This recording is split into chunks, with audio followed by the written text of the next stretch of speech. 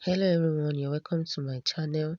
Now today's tutorial is on how to make this short gypsy dress with collar. This is the style inspiration. Now let's get started.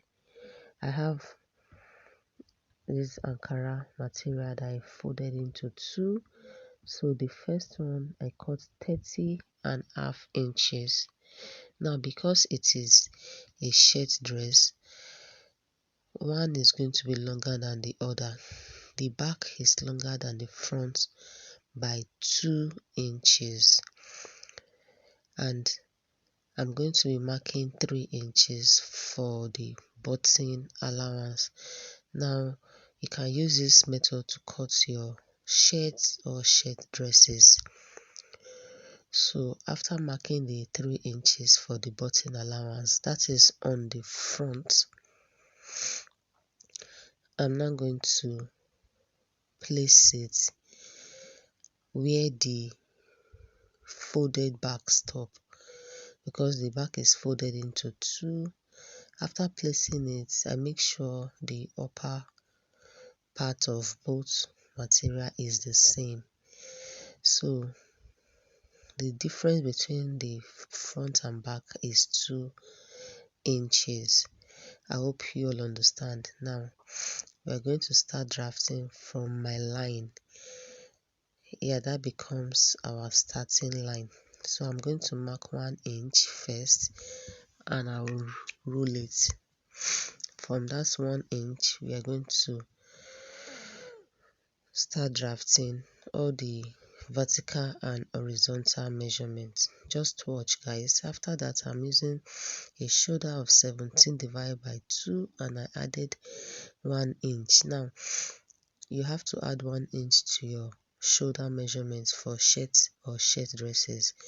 I also repeat the shoulder line and I'm going to roll that way. So when you roll it that way, you stop there.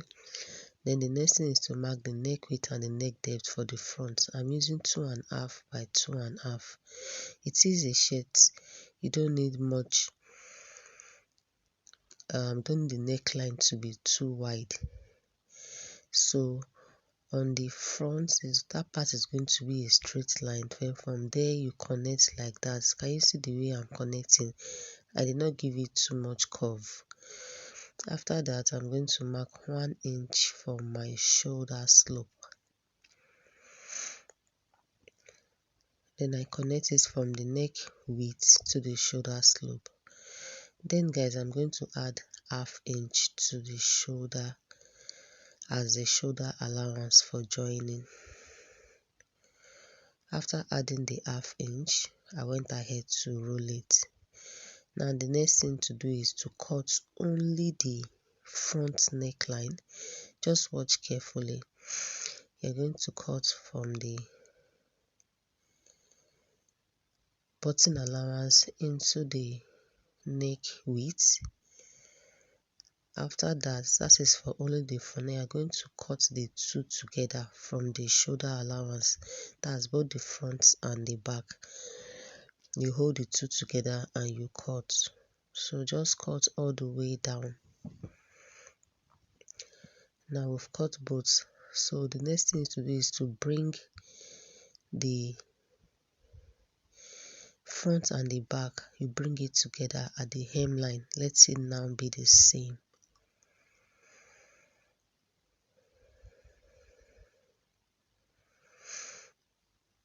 So now that it is the same now, you're now going to fold the back, fold it on top of the main shoulder line. Yes. So when you fold it like that, now you can either use your pin to hold it or use your iron to iron it down. Now I'm using my pins to hold it. Now you fold it into the back neckline, whatever is giving you, whatever shape is giving you, because it's going to give you a slanted form. Fold it like that and you pin it down.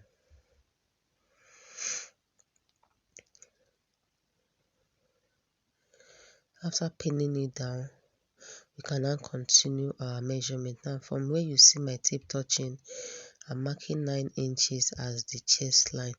Now because this is a bust of 43, if it's a bust of 41 or 40 downward, please do 8 inches or 7 inches. It's always good when your armhole is smaller so you can trim it later. After that, I'm going to place my tape from the neck there, and I'm going to mark 18 inches as the waist measurement of this client.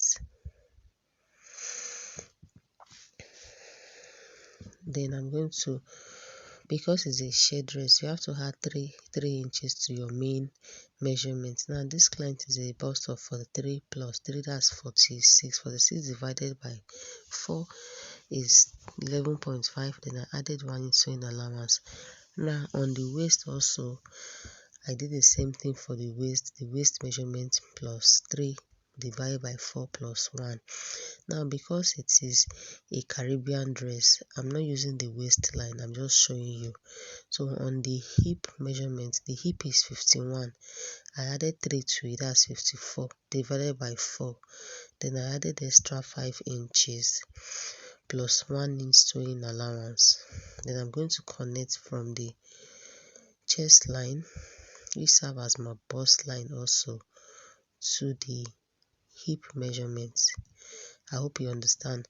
But if you are doing a regular normal shirt, you are going to use the chest line, the waistline, and the full dress as the hip line. So guys, I'm going to divide the armhole by 2 from the starting point of the shoulder. Then I went in by ½ inch, and I also went in by 0.75.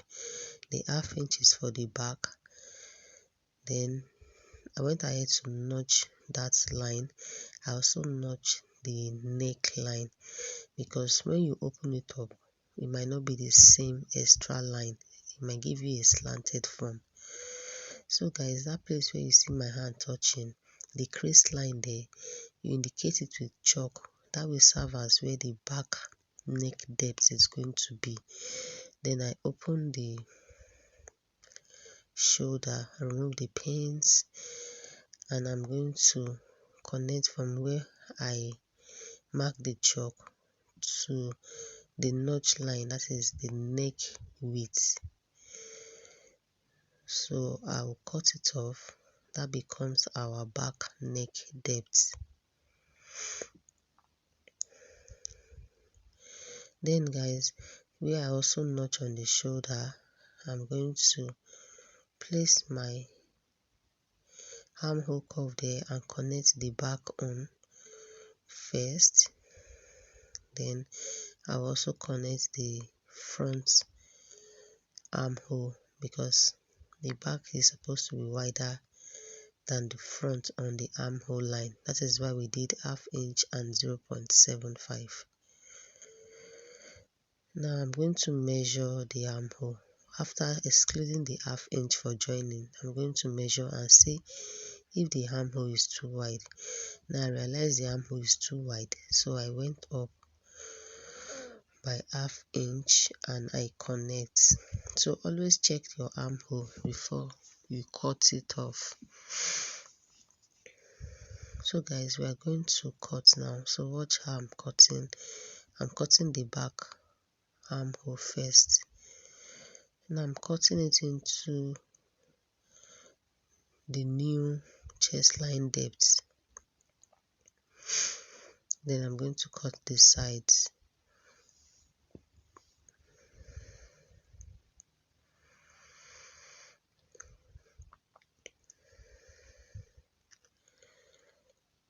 So after cutting on the hemline there, I'm going to go up by 2 inches or 3 inches so as to avoid any sharp angle. Then you divide your measurement by 2, excluding the seam allowance. After dividing it, then I'm going to connect from that point like a curve. So I'll cut it off. You do this for normal shirts also, so that you will not have sharp pointy edge on the seam, on the side seam. Now I'm going to remove the front and trim the front armhole.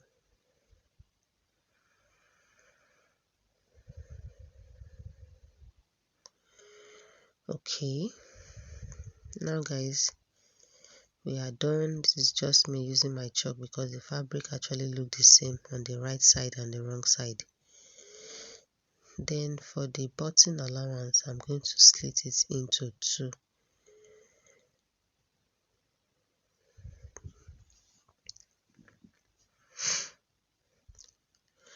After this guys, I'm going to show you how to do this. You're going to take your stay or your paper gum and you're going to place it only on the 3 inches and you iron it down. You do the same thing for the second shirt, the second front shirt. After that, you're going to fold ½ inch first. That is when you finish ironing it. You're now going to fold it. Let it touch your 3 inches line. It must not pass that line.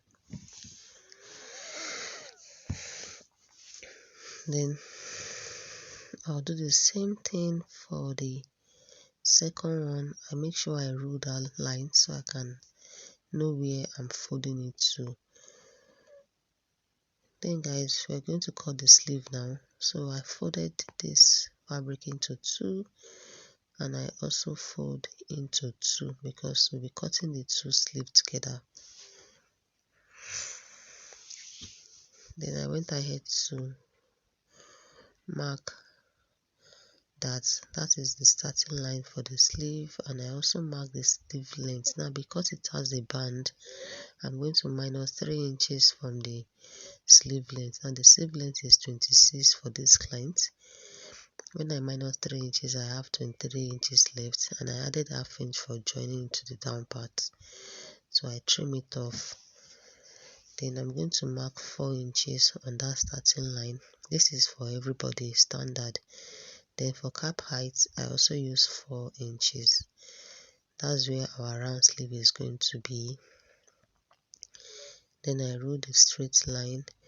Then on that 4 inches line, I'm going to mark. Now the sleeve, round sleeve is 16 inches plus 2, that's 18. So 18 divided by 2, we have 9. Then I added 1 inch for seam allowance. Now on the hemline, I divided the 4 inches by 2, and I also went down by 1 inch on the 4 inches line. Then I connected it. So however you know how to cut your sleeve, go ahead and cut your sleeve like that. So what I have on the round sleeve, I repeat the same thing downward because you're going to have a little pleat, not much. Then you rule it with a straight line. Now the sleeve is ready, so I'm going to cut it.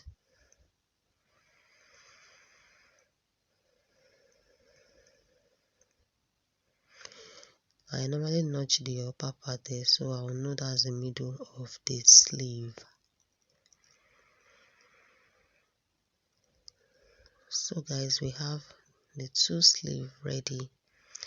Then I also folded this and I cut the total length for both the two sleeve. This is the band of 3 inches. I cut 3½ because after joining ½ inch to the sleeve, we have 3 inches left.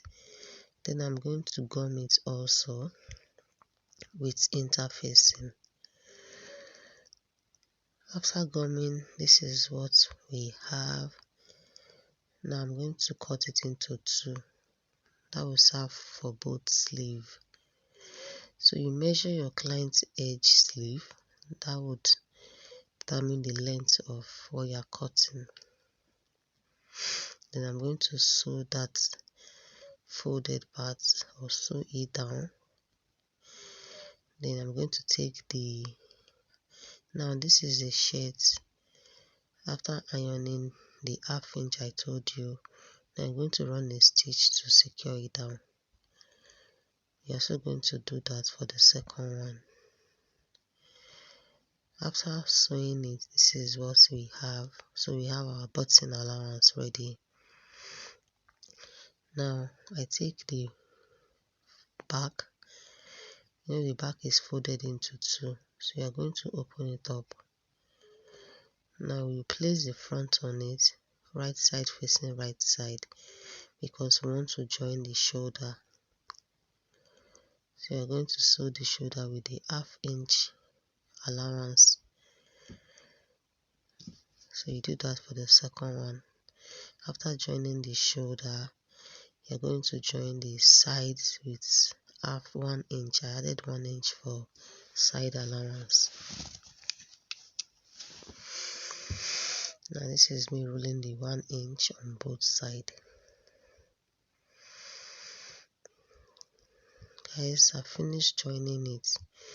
I don't know if you can see that neck properly. It is very beautiful, maybe because it's a red dress. Now I've also joined the sides. We have our shirt is almost getting ready.